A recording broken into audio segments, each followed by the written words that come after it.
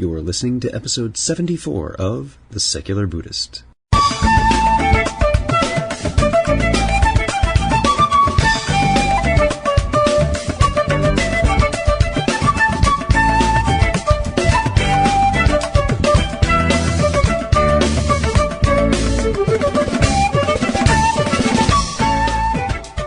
Welcome to The Secular Buddhist. I'm Ted Meissner.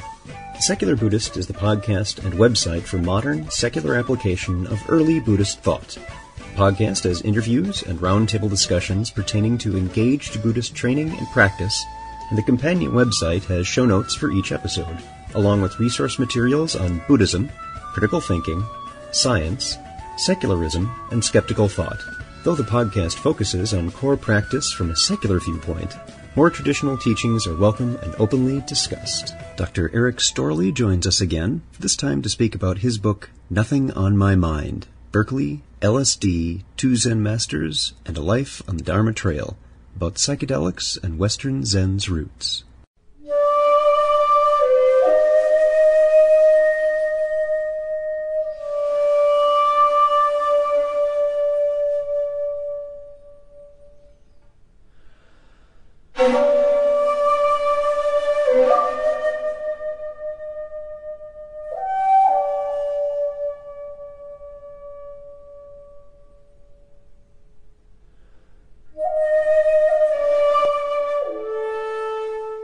Many of us have had some interest in the recent past in the Zen tradition's start in the West. Fortunately, many of those founders are still with us, a living connection to our history in this practice. Of course, that recent past is linked with the culture of the time, the psychedelic 60s. Experimentation with controlled substances was common, and answers to the existential stress of a country divided by an unpopular war proved to be elusive. But energetic seeking of answers and new experiences promised in the exotic practices of meditation drew young seekers to Buddhism. Dr. Erik Storlie began a practice of sitting meditation in 1964 with Shunryu Suzuki Roshi. After Suzuki's death in 1971, he studied with Dainin Katagiri Roshi until 1983, helping to found the Minnesota Zen Meditation Center in 1973. For the last 15 years, he has led retreats and given instruction in meditation, assisting students to develop mastery of meditation practice without reference to particular religious forms. So, sit back, relax, and have a nice flaming rum punch. Bonus points for the first person who can name the movie that's from. Well, hi everyone. I am here with Erik Storlie. Erik, thanks for talking with me again. My pleasure. Good to be here. Now, as folks from the podcast who've been listening for a while know that we have spoken with Erik before, and in an unusual plot twist, unlike we usually do with the interviews, we didn't ask you about your background and what led you to Buddhism, because we wanted to do this interview, which is about your book, Nothing on My Mind, Berkeley, LSD, Two Zen Masters, and a Life on the Dharma Trail. So what I would like to do is, one of the things I want to start with, Erik, is a quote from a book that's early on. You have it in the preface. And you say that, I hope this book will encourage American forms of meditation practice, forms freed from the trappings of any specific culture, whether of a Japan or a Tibet or an India. I look for an American practice that doesn't forget our own ancestors. And that was a really nice way to start the book, and why I was so interested in reading it. And I've got my copy here, everyone who's listening, and I've got lots of little dog-eared pages. So, Erik, why don't you tell us the story? Tell us how it all started for you. Well, starting with the book, I began writing it in the early 90s, and I really felt strongly at that time that the roots of what we might call beat Zen in America that began with Kerouac and Snyder and Ginsberg was being swept under the rug, that Zen centers had moved to what Alan Watts called Square Zen. Watts said at some point very early on and presciently that beat Zen would become Square Zen. but neither was Zen. And I thought, well, it's unfortunate if Zen centers, as they became more ritualized and focused on doing things as the Japanese did and doing them properly, really didn't want to talk about or even acknowledge the power, the catalyzing power of the sacred plants and LSD back in the late 50s and 60s that really created this huge upswelling of interest in yoga, meditation, going back to the land, community, communes, and so on and so forth. And I knew that I myself, having been raised in a very liberal Unitarian society here in Minneapolis on Mount Curve, and in my early 20s at Berkeley, I would say a very skeptical, fashionably, existentially depressed young man, would never have considered going to a Buddhist center without first this huge experience of the sacred plants, LSD, peyote, and the mushroom. And so I thought this is part of the history that should not be expunged, nor should these sacred plants be denigrated or dismissed. And that was happening.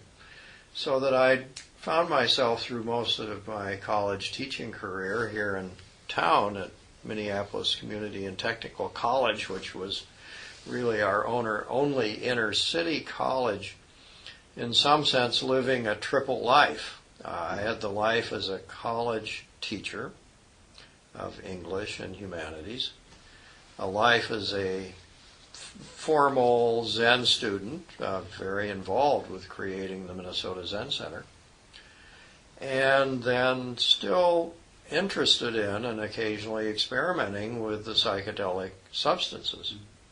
Although there was a big hiatus between the mid-60s and mid-70s when I didn't touch any of the psychedelics. Not out of moral concern, but out of fear, having had huge nightmare experiences toward the end of my experimentation. So, knowing that the psychedelics were critical in my ever developing a meditation practice, I wanted this on the record, and I knew the tremendous benefits, psychological, emotional, of these substances, that it was very important to me to put that out front, in some sense come out of the closet, where as a college teacher, Zen was looked down upon by my colleagues. That was kooky. Psychedelic use could get me fired. Yeah. At the Zen Center, being involved with the American and English and European arts was looked down upon. If you were a true Zen practitioner, you did calligraphy or haiku. Flower arranging. Or flower arranging. Japanese arts. Japanese arts or Chinese arts. And then in both, and in the Zen Center, the psychedelics were looked down upon. And many people who, in the early days, got here via the psychedelics stopped talking about that. So that was a prime motive for the book, to get all of that on the record and hope that someday someone like yourself might pick the book up and take a look. Revisit, yes. Well, take us back to the mid-60s. You're in school? I'm in at that point. Graduate school at Berkeley. You're in grad school at Berkeley. There's a war going on. Yeah. And you're wanting to stay out of that war and Yeah. in school. Tell us about how things are at Berkeley and some of the things you're running into, particularly as you start this experimentation with the psychedelics, and how that tied into your experiences with the with Suzuki Roshi there. Yeah. Well, I left Minnesota in the fall of '62 with my shiny new BA in English. Minnesota at that time had a internationally renowned English department. People like Alan Tate and Saul Bellow had been here. I would have cheerfully not gone back to school for a while, but the draft, as you mentioned, was the reality of every young man at that time. Mm-hmm. So, in some sense, the draft gave me my PhD ultimately because that was the only way to escape going to Vietnam. Mm-hmm. A side note, every young woman at that time feared pregnancy. And women who got pregnant in that period often just took a trip that their parents explained and came back in 7 or 8 Several months. months later. Yeah. Yeah. So it's very interesting to consider the impact that birth control and the mercenary army we now have has had. Mm-hmm. Tremendous freedom and some problems. Yeah. But so I got to Berkeley. It was a real struggle for me. I did not want to be there fully. I didn't understand why I was pursuing a graduate degree in English, although I was in love with medieval studies and Middle English and started working in that area. Yeah, you've mentioned a deep affection for, I think, Chaucer in the book. And Yeah. yeah. So, I made it through, kind of bumbled my way through the first year, and when I arrived there, I think I had experienced marijuana once only, here in Minneapolis, but my roommates there were smoking dope, and so I began experimenting with marijuana. And it was a great revelation to me because all through undergraduate years, we'd all been drinking way too hard, very abusive with alcohol, which was fashionable at the time. The professors were, especially in English and humanities, were big drinkers. So it was kind of the milieu that we found ourselves in. So grass was a kind of revelation. Oh, I can have an experience of a kind of freedom and liberation without the suffering and toxicity of alcohol. Yeah. So that, of course, led to, well, let's try peyote and the mushroom. And I guess in about the second year there, 64, late 63, 64, the LSD arrived on the street. Mm-hmm. It had been in the country since the 50s, but mostly in the hands of psychiatrists, psychologists, and still it hadn't reached down to the average to the rest of street taking. Yeah. So that was just a huge shift in experience and a great benefit to me because many of us were beginning to experiment with heroin and methadone, and we were not really, we were still, I would say, in the black turtleneck, existential despair, beatnik mode of early Ginsberg and Kerouac. So this was a gift, and I'm very grateful for it. It's the kind of thing that was also being verified by experiments with severe alcoholics and LSD, remarkable cases where just even one experience would dry out an alcoholic and be a huge turnaround. But my friend Loring Palmer, who was both deeply into the whole experimentation with LSD and involved with Zen by now, kept saying to me, you got to go meet Reverend Suzuki in San Francisco. Let's go over there and hear him lecture. And I was very resistant. I didn't want anything to do with religion as a good Unitarian. And it seemed, why? What's this all about? This isn't the point. Yeah. But we went. He finally got me over there after an LSD experience by the ocean one evening, and it was just a remarkable realization that Shunryu Suzuki had a kind of energy that I immediately resonated with. Very simple, humorous, easy talking. He had some trouble with English at that time, and it was hard to follow him, but I just had a sense of, there is something here. We'll explore this.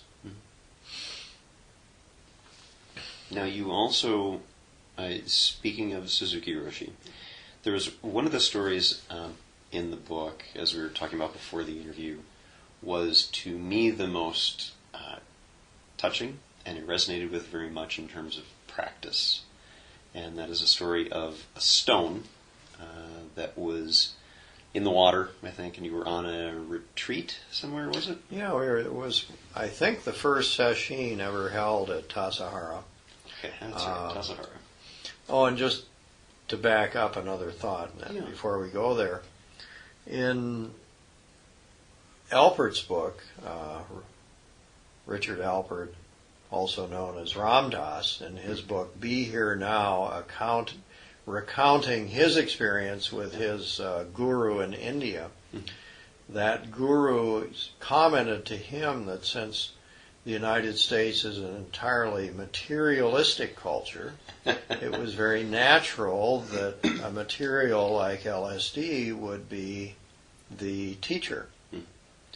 And that really reflected my own experience. And certainly at the time, yeah. In Berkeley in the 60s, yeah. Yeah. But this was the first session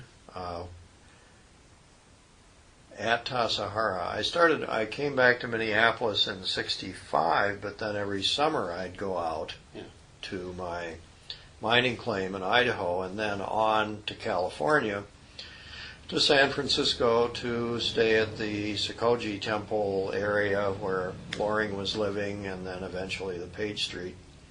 But we also went down to Tassajara in the first years that they got that property. And I remember at that week-long session, Suzuki was working with his rock garden. He was a stonemason, and he was creating a very beautiful space near his little cabin. And during that particular period, he was getting people into the creek to find rocks, boulders. So I was fortunate enough one day to be part of the work crew with a guy named Alan Marlowe. And Alan was a big, strapping, strong guy.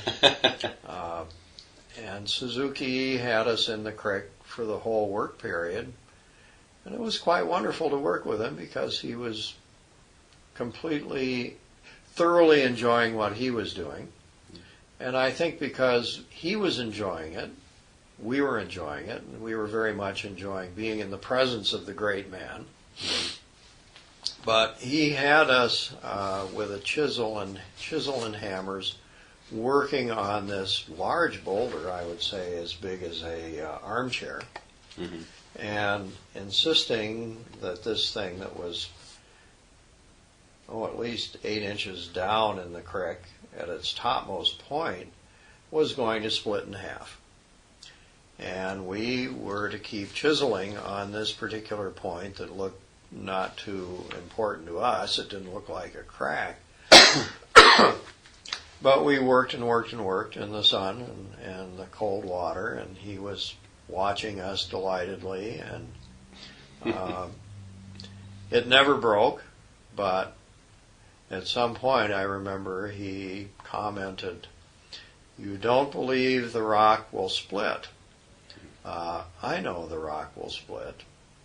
You just have to keep working." And I don't know whether in a subsequent work period he ever broke that rock in half or not. But as I say in the book, it was a very moving experience for me to be there and do that, and also to have this sense that he was teaching us about this challenging discipline of meditation that, of course, we didn't really believe, even during this session, that we were going to crack open at some point. But he was quite sure this would, in its day, this at the right time, something would happen that would be okay. Yeah, you say in the book, I think about the stone. Will it ever really split? If one of those young American work leaders had kept me there hammering in the middle of the creek for 2 hours, for nothing, I'd be furious. But hammering with Roshi, I was happy. He wasn't hurried or impatient with the stone or with us.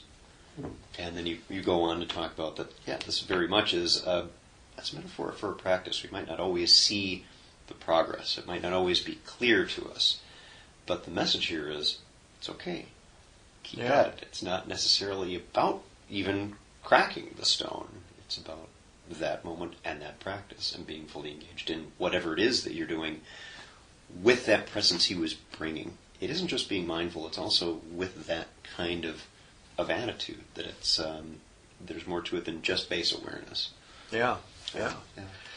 And it's an indication of the importance of a teacher, someone in whom you can place confidence when you might be discouraged that, so this is still, I can trust that there's something here that I can't see. Yeah. Now, you also mentioned at one point in the book an encounter, you'd gone to listen to Timothy Leary speak, and might not have been in the best of shape that evening. Tell us about that. Well, this was at the end of the work that Loring Palmer, Frederick Hoffman, and I did together as psychedelic LSDs and warriors. Where in the period of a year and more, we decided that we would follow the Timothy Leary plan, which he outlined in his book, The Psychedelic Experience, which he freely translated in part from the Tibetan Book of the Dead, treating the bardos in the Tibetan book as the various states triggered by the LSD experience. So Leary by then had been busted, and so he couldn't provide drugs for anyone, but Fred and I decided to go. This must have been somewhere in 1966. I think it was early spring in Chicago. And I've tried to track this, but I've touched base with Michael Horowitz, one of Leary's historians, and he couldn't put his finger on when Leary did this drug-free seminar in Chicago. But Fred and I decided, well, of course, we'll drop acid and show off what potent psychedelic warriors we are. And so we got up in the morning, and I doubled my dose. Fred wisely said, that's always a smart thing to do. I'll stick with what we've been doing. And it just plunged me into utter hell worlds there. I almost didn't go, but I thought, I can't live with myself backing out at this point. That would be even worse than enduring this. But it was one of those experiences that was kind of unendurable. Huge waves of energy. What I could describe metaphorically in words as just clear light energy that was of such magnitude that I felt like bones were breaking, and just agony, really. And Leary noticed that you guys were he maybe not in the maybe tripping a little bit. Yeah. And took you guys aside Yeah. separately and chatted with you and helped you with what you were going through. Yeah. Well, I'd actually written him and told him we would dilate mind before we arrived. He never wrote back, but he was ready to handle it. But at the very beginning, he went around the room getting introductions, and the first thing I said was, I'm tripping on however many micrograms, and I took too much. And then he pulled us aside and chatted a bit with us. And when I said I can't handle it, I took too much, he said, no, maybe not. And I guess basically he decided we could function, and we went back in the room, and the day went on, and we sat through it. Yeah, it sounds like, as I recall, he had counseled that, this is, Bardo, it's all in you. It's still you here, and and helped you as, and I'm picturing these kinds of events, not that I have any experience of this, of course, with people in college and folks who are having a bad experience of some kind or other, and that kind of help stabilize you emotionally and mentally, that it's okay, you're here, it's all right, you'll be fine. And from experience, because this is Timothy Leary after all. Yeah. Oh, he'd been through it many, many times. Yeah. And actually, the room was mostly full of, to us in our 20s, older guys. Yeah. So it wasn't a group of Chicago hippies, but people who could pay some money to go to the seminar, and some reporters. And but the biggest comfort for me was an old man who took my hand and just held it. Yeah, you mentioned that. Yeah. It was very, and it's not surprising to hear of that kind of act of compassion and kindness at this kind of event where you were. It was nice to read that as well. Now, was this one of the events that kind of led you to the point where you were going to not try the psychedelics for, I think it was about 10 years, you stayed off for a while? Well, the next week, Fred and I were back in Minneapolis, and he said, well, it's, Sunday we're supposed to trip again. And I said, I don't think I can ever. Oh, he said, well, just, you took too much. Try half, go back to this normal dosage that we had. With my first paycheck at the college, I sent off and got 100 or so caps. Well-gotten gains. Yeah. So I cut it back to what we were usually doing, and I was plunged right back into the same space. And I told Fred, I take me to the hospital. And he settled me down, and we walked around Cedar Lake.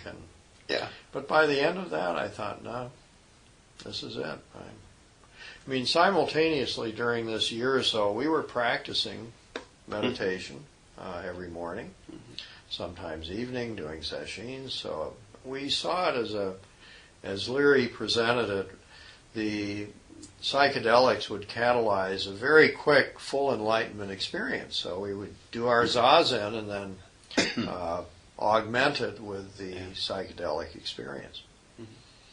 Now, you and I have chatted in emails about the psychedelic experience and how that helped you with your awareness of different possibilities of consciousness, if I'm phrasing that properly. Yeah. Tell us more about that, and especially for people like me, somewhat sheltered, somewhat inexperienced in that realm. Well, there's still time, Ted. There's still finally someone calling me young. You're my best friend. Tell us about that and what you mean and how that has helped, and also some of the challenges that you had with that and that you saw people fall into. Yeah. Well, a little preface. I mean, if you think about the religious experience, it seems to have been mediated from hunting and gathering times by intoxicants. Think about Adam and Eve and the apple. Think about the wine in the Jewish festivals. Think about the wine in Christian communion. Think about all the reference in Sufism to wine, if only as a metaphor, since wine, alcohol is proscribed, but again and again referred to as an image of intoxication. So there's excellent work that's been done in ethnopharmacology suggesting that really the roots of religious experience came from not primitive, but hunting and gathering peoples encountering these mind-expanding plants. The Vedas themselves list soma, which has been argued back and forth as to what kind of a plant substance that was, but it certainly had classic psychedelic effects. So, to really go to the beginning, my first experience of alcohol, which I loved, unfortunately, well, maybe certainly in part unfortunately, was the sense of release. And then when I encountered marijuana, it was even more notable that I could move into that state of one-pointed, intense, present awareness, let's say of a Coltrane jazz record. Yeah. No distraction. So those were the first experiences I'd had of what we might call being in the flow, being in the zone, one-pointedness, except being a child at play. And by the time you're a young man, you're not, You remembered sitting under the tree and your first jhana experience. Yeah, like the story of the Buddha. Yeah, I had childhood experience sitting in a tree in the backyard and just opening, or by Lake Superior. Yeah. And that was in my family tradition, wilderness experience. But the sacred plants, well, moving from the marijuana to peyote and the psilocybin mushroom and then LSD, just expanded those experiences incredibly into realms where without them I would have had no idea that this was possible. Yeah. So these were experiences that said to me, oh, so meditation must be something about opening to that experience. It's interesting that Houston Smith, the great scholar of the world's religions, in a little collection of his writings about the psychedelics, said, my most powerful religious experience was, I think it was psilocybin. Now here's a man whose whole career was deeply devoted to exploring spirituality in all the major religious forms. So, as a opening, as a catalyst, I think it's profoundly important that someday we make this available in the kind of work we see being done by Roland Griffiths, for example. Who happily we will be speaking with soon, so thank you for that reference. I look forward to speaking with Roland in an upcoming episode. Yeah, great. So, what could I say? These experiences simply blew open windows for many in my generation, or, as Whitman said, unbolt the locks from the doors, unscrew the locks from the doors, unbolt the very doors themselves from the jambs. So they just blew everything wide open, and then, well, where does this come from? How can we move in this direction? Why? Maybe we need to build this into our lives in some way. And of course, then obviously someone like Shunryu Suzuki or Dinan Katagiri represented a path. Oh, here's a path that is explicitly about reaching experiences that then when you read about enlightenment experiences can show, etc., are descriptions of that psychedelic experience. Mm-hmm. So here we are. Did you find that the experiences that you would have on psychedelics would help you with your focus in your meditation, that there was this experience and let's see where it goes just with the meditation itself? Was there a help with that tie-in? I don't think so. I think the benefit of the actual psychedelic experiences was kind of like being an eyewitness. I was on Columbus's ship and saw the New World, so no one could say to me, it doesn't exist. Yeah. Okay. And the people who would tell me it was pointless, useless, dangerous, didn't do anything important, I could only think, well, they're like the folks back in Europe who denied that Columbus is making this up. Right. So it's just a empirical confirmation, Mm-hmm. but very difficult, as we've discussed before, to put in a scientific format, because anybody who takes the drug now no longer is objective. Right. So we're moving into realms, a gray area between direct experience and empiricism. Yeah, and we've chatted about that the example that we've been using, and folks who listen to the podcast have used many times, is that science helps us describe things within the natural world, but the experience of them is very different. And I always use the example of chocolate, because we can describe, the richness, and there's a sweetness, and science can help us say, people like this, they don't like it. But what chocolate tastes like, you got to have some chocolate, and that's the experience. Yeah. Also in the psychedelics, what about some of the things that have not been helpful with those, or things that you've seen where it has maybe not been as beneficial to some people's practice? Well, I think for me personally, the downside was expecting too much.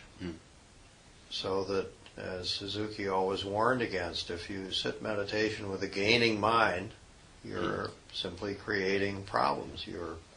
You are blocking yourself immediately by seeking the next better moment.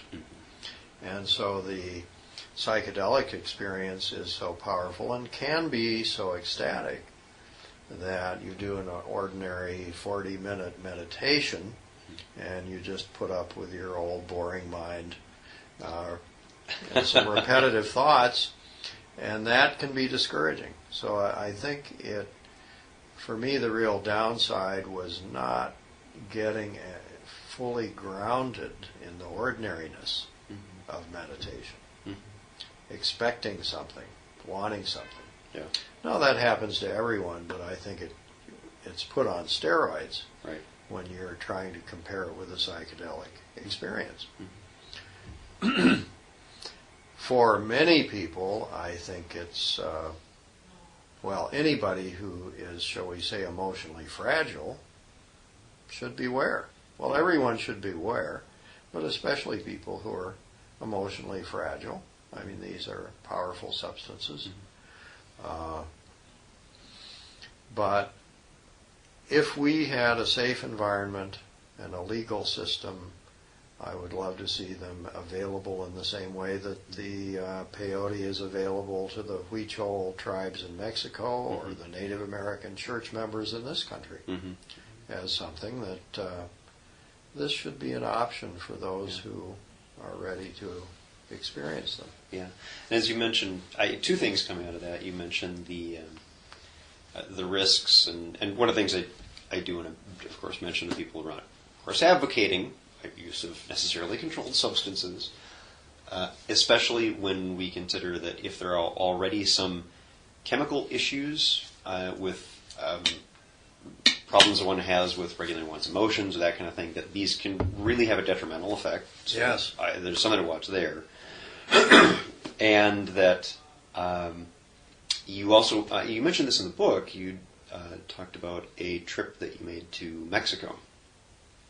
Tell us a little bit about that, because it was an interesting part of the book where you went to Mexico for a particular substance, and there was religious experience implications to wonder for that. It took you a little bit to get the right stuff. Tell us about what was that? Well, Loring and I and Fred went to Mexico from the mining claim in, must have been the summer of '64. Loring had been reading Leary's journal, The Psychedelic Experience, or was it? Maybe that was the title. I'm not sure. Anyway, he'd been reading about the magic mushroom. He'd read about Huautla de Jimenez, where Gordon Wasson had been the first white, the first Caucasian to ever ingest, as far as we know, the sacred mushroom in a velada, a sacred ceremony. And he had published in the mid-50s in Life magazine an account of this, which of course stirred up all sorts of interest. We found our way to Huautla de Jimenez. It's a very remote village. Still, I know people who've gone there and done the mushroom velada or ceremony. And in those days, our final leg of the journey was in the back of a big truck with Mexicans pointing and laughing at us, saying "hongos, hongos," which is mushroom in the Mazatec dialect, or maybe in Spanish, I'm not sure. But we found Maria Sabina, who had led Gordon Wasson on his trip. Subsequent to this, Albert Hoffman had isolated the psilocybin molecule at Sandoz, having received some samples of the mushroom. And we picked up on the way a British fellow who was very curious to join us in the mushroom experience. And there were the three of us, and Fred somehow stayed in Mexico City. I think there was a girl involved, and he broke free from us. That'd be me. Yeah. And it seemed to me there was another person or two in the group, but I can't remember. But Maria, at sundown, took us high on the mountain with her two sons, who were kind of the watchdogs, and she began chanting and laid out pairs of mushrooms, which was traditional, I think, everything in pairs. And after a couple of hours, Loring complained that it wasn't having enough impact. It was on me. And it turned out Loring had had some the night before, so he was having this threshold effect. It's a curiosity of the mushroom and LSD and peyote that you need more. There's a 7-day period where your system clears. But then she brought out clay balls, and I've since wondered if it contained psilocybin that she had received maybe from Wasson or Hoffman. Mm-hmm. But I had a very wonderful experience in that hut as she chanted, and visionary, seeing wonderful Mazatec patterns and colors on the walls. But then the poor British fellow panicked, jumped up. I've got to get out of here. This is terrible. I'm stupid. I'll never do this again. And at that point, her sons came in and set him down. And we talked him down and said, "It's okay. We're here. We'll leave in the morning." And he calmed down. But it was really one of those magnificent experiences that again would redouble my energy and interest for finding a path. And for me, the path was Zazen, sitting, so that I would, as the years rolled by, deepen this kind of experience, not rely on substances. Mm-hmm. So turning the page a little bit, you also had an encounter with Professor Edward Kanze. Yes. Tell us about that. That was the most entertaining part, the most entertaining interaction that you had for me in the book. Well, the year I was at Berkeley, actually, I went back to Berkeley 71, 72 to stay at Page Street to study with Suzuki. Unfortunately, he died that late fall in 71, but I stayed at the Zen Center through that year. Richard Baker was installed after Suzuki's death. That was a wonderful experience to be there. But Kanze, the great scholar of Indian Buddhism, was lecturing at Berkeley during that year, and many of us from the Zen Center, San Francisco Zen Center, went over to hear him lecture. He was a German who fled the Nazis. He had no truck with the Japanese. He viewed the Japanese as part and parcel of the Nazi type of mentality. He considered Zen a kind of military Buddhism. At the same time, I think he was kind of entranced by the fact that there were actually these Americans practicing Buddhism. He himself said, well, I'm too old, my legs are old, my practice is mindfulness. I can't meditate.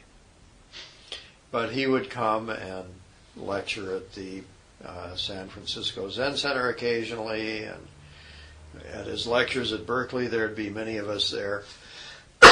And he would taunt us young, eager American students of Zen Buddhism with nasty comments about Japan and military Zen. And there was a part in the book where you're talking with Kanze directly, and you said, change the subject. I asked, but Professor Kanze, why do you dismiss the Zen schools? Don't you think that true understanding was transmitted from the Buddha through the patriarchs to Bodhidharma and through him to the Zen schools?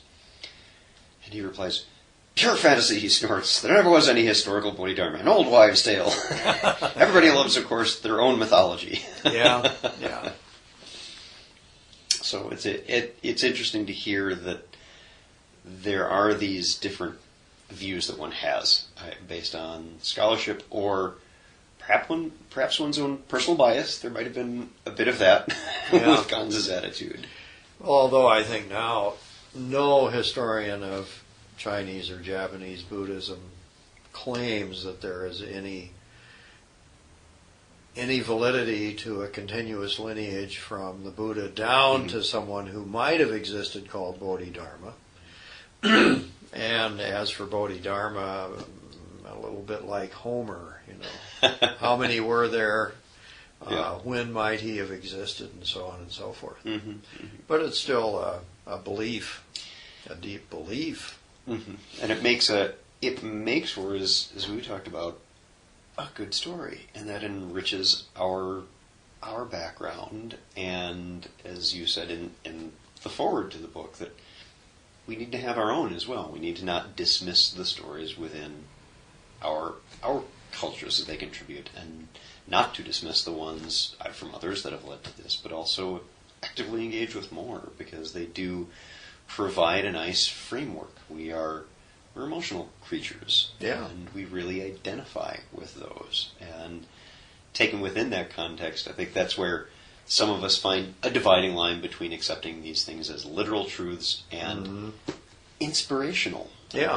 And either way, they're inspirational, whether you view them as literal truths or as metaphors. They can still be inspirational for us and help us with practice. Yeah, just as the death of Socrates or Jesus accepting the cross is a huge teaching about sacrifice and being true to principle. Yeah.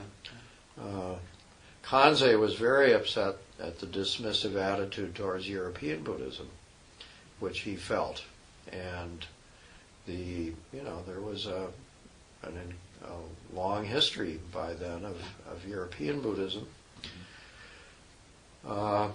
as I mentioned in the book, I asked him, what do we find in America, in American literature and story, and he picked Moby Dick, the great white whale. He said, that's your mysterious, we're seeking a white whale. Mm-hmm.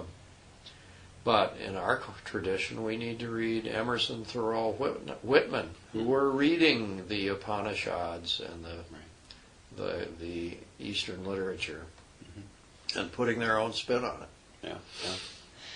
So one of the things that I wanted us to talk about a bit here is the founding of the Minnesota Zen Meditation Center, and what led to that, what its ties were with things in California, and what our association was with Suzuki Roshi to Katagiri Roshi here, and some of the founders, and in particular a name that many of the people will be familiar to them is Robert Pirsig, who's one of the founders here, and his book, Zen and the Art of Motorcycle Maintenance. Tell us that story. Yeah.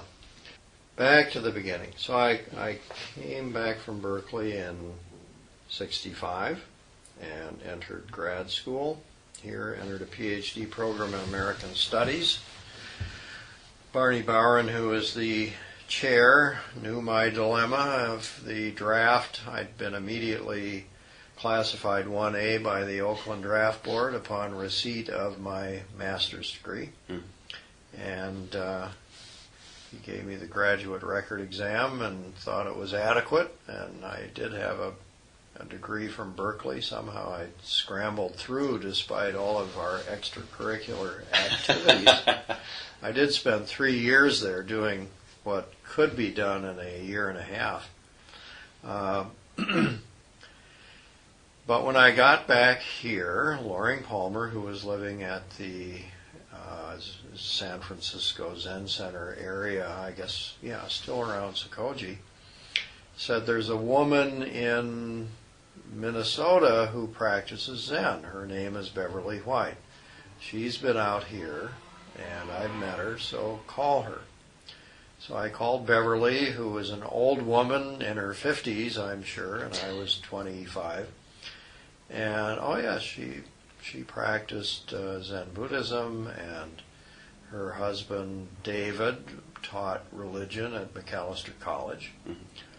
And I met Beverly, and either through Beverly or through other, maybe Loring, learned that the Thorkelsons, Karen and Jeffrey Thorkelson, now Karen Sunna, had been to the Zen Center and were practicing Zen. They had friends, Lynn and Saul Warkoff, who were practicing Zen. And they were friends with Sally Brown, who was practicing. And by practicing, I mean we were all interested. We would get together at each other's house and sit in the morning and talk about this. And Beverly would have little morning sittings on Saturday mornings, I think it was, at her house in St. Paul. I'm missing, and the Pirsigs were involved. Paula Kondrak was early on involved with that group. So anyway, we'd sit together and talk about this, and sometimes people would go out. I went out every summer to the San Francisco Center. Some of those people went back and forth a bit. At one point, we considered we wanted to do a sesshin, and I called Loring and said, well, ask Suzuki if we can do a sesshin without a teacher. And he told Loring to tell us, it's fine as long as you're sincere. So we did that, I think, at Beverly's house. And then we began, maybe by the late 60s, I think then probably it was at the spring of 72 that Karen and Sally Brown talked to Katagiri. So Suzuki had died by now. Dick Baker was the installed head of the San Francisco Zen Center. Katagiri and Tomoe were down in Monterey. And we'd been talking to Katagiri about coming to Minnesota. And he had come here a few times to lead sessions by then. He did one at my parents' house, actually, where Tim Burkett had heard about all this happening. He'd left the Zen Center in San Francisco, come to live in the woods up by Lake Superior with Linda, and then he came down. So a little group started rolling here that felt strong enough to persistently invite the Katagiris to come out. And then, as I say, I think at the end of 72 he finally agreed, and they came out. Mm-hmm. So we had our first organizational meetings and set up an official nonprofit and so on and so forth. Mm-hmm. Now that was in 72, I think? Yes, and he was still living in Monterey at the spring of 72, and Sally and I went down. 75 for the building. The building here was bought in 75 and I think occupied by the summer of 76. Right. Something like that. Yeah. Before that, we had an apartment, a fourplex, one of the apartments being a Zendo over in southeast in near Dinkytown. Mm-hmm. And within a year or so, people started gathering, like Janet, now Joe and Richard Snyder, who came from the Gaskin LSD farm down south, and so the people began appearing. Yeah. Some people came from California, who had already been studying with Suzuki and Katagiri. Mm-hmm. So it was very exciting to be on the ground floor of creating a Zendo. Mm-hmm. And things Norm Randolph and Barb came. I just saw California. Norm last week, actually. Yeah. And it is for me very exciting because, of course, many of these people I've known for a long time, and to see how it has helped with the proliferation of centers here in the Twin Cities. We have many centers now, I think, at this point, based on the size of Minneapolis-St. Paul. I did want to say for a moment, it seems, part of the book, you talk a little bit about Bob Persig, that the two of you had a very similar reaction to the Makugyo. I'm probably butchering the pronunciation. Well, I think that's as good as I could do. Okay. Yeah. It's basically a wooden sound-making device. We'll just call it that. Well, it's a gourd. I believe it's initially a gourd, and it can be beaten in time with the chanting of sutras. Yeah. Makes kind of a hollow, resonant sound. Yeah. And it looks a bit like a fish with an open mouth. And well, Bob and I early on saw that the trappings of Japan were appearing. Right. And this was not what we thought we were getting into. Mm-hmm. So at some point we saw this Makugyo appear to great happiness on the part of many of the Zen students, and Bob said, "Let's feed it a fish," which might have stunk up the Zendo after a few days. For a while, yeah. But we were, in some sense, naive and blindsided by the development then of Square Zen. Oh, now everybody wants to do this in the proper Japanese way, or it's not true meditation or true sitting. Yeah. So. And then, of course, both of you had not quite that affinity for that particular form. That, although many people do resonate quite well with this, that you're both a little concerned with the Midwestern sensibilities and how people may respond to that kind of cultural accretion to the practice. Yeah. I'm a little bit concerned about that. Well, we knew it wouldn't fly. Yeah. Not very well, and it didn't. Mm-hmm. So the Midwest is not San Francisco. Right. So you can start there. It's certainly a more deeply Protestant area.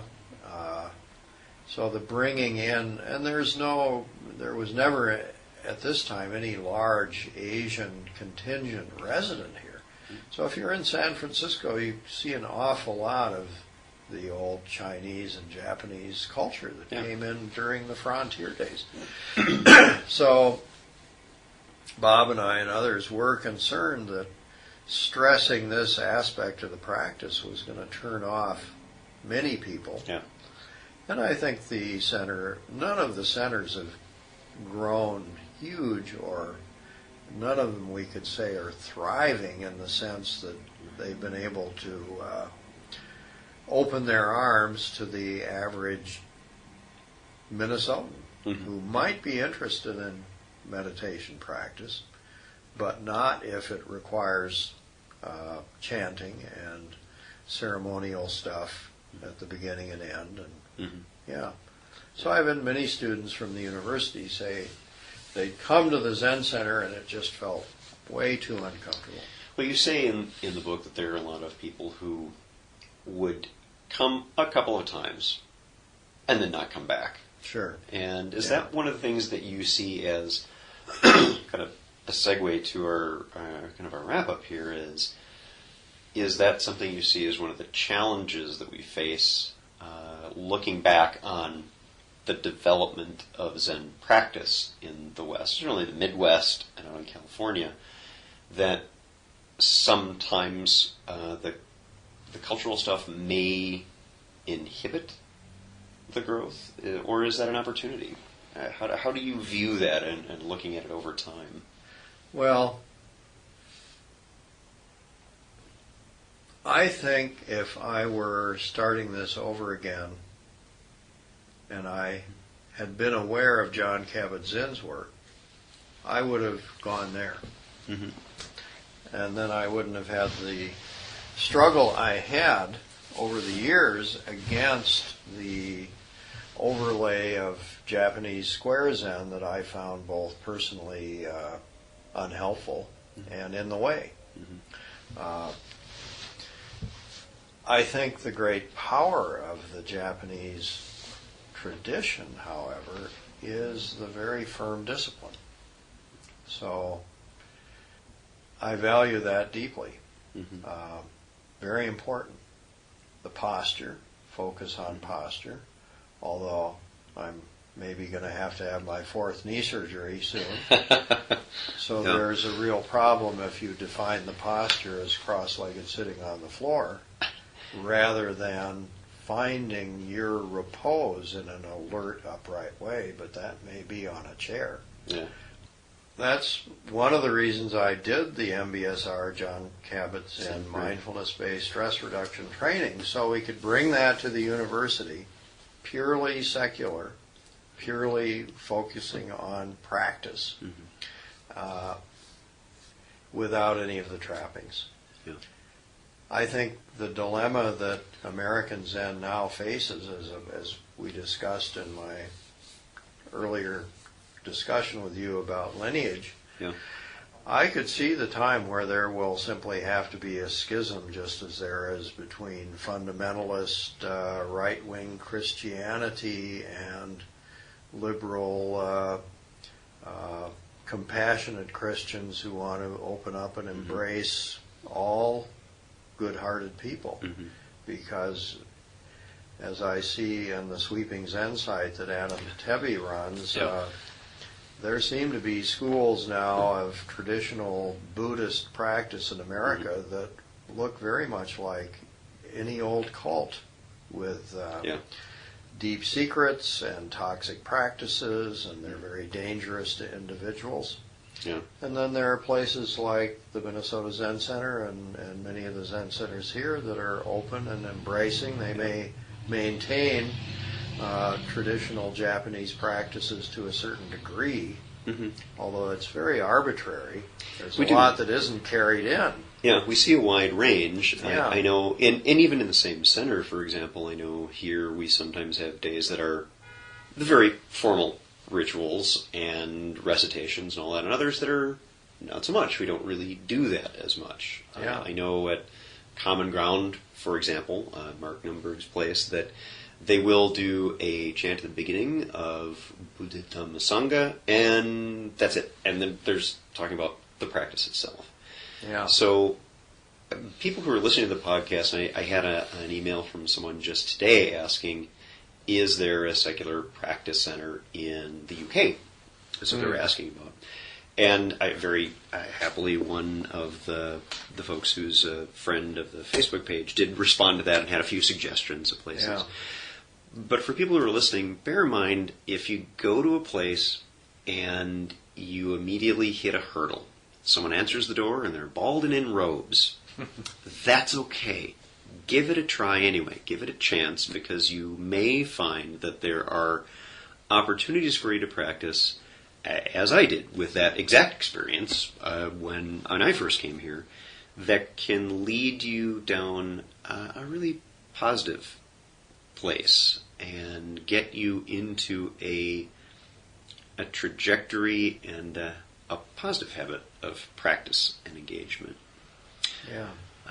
Erik, thank you very much for talking with me today on this. I'm hoping to see, as time goes on, that the seeds that you've planted, which clearly have grown very strongly here in the Midwest, and I know they've taken root elsewhere, as some of those initial folks have spread out and grown. I hope you see that continuing to grow a nice, healthy, and more contemporary Western practice, and see what kinds of forms that's going to take, because it's been an interesting ride so far. Yeah. Well, and the practice is deeply, deeply opening to those who work with it, the path. Yep. Yeah. Absolutely. Well, thank you. It's been a great pleasure.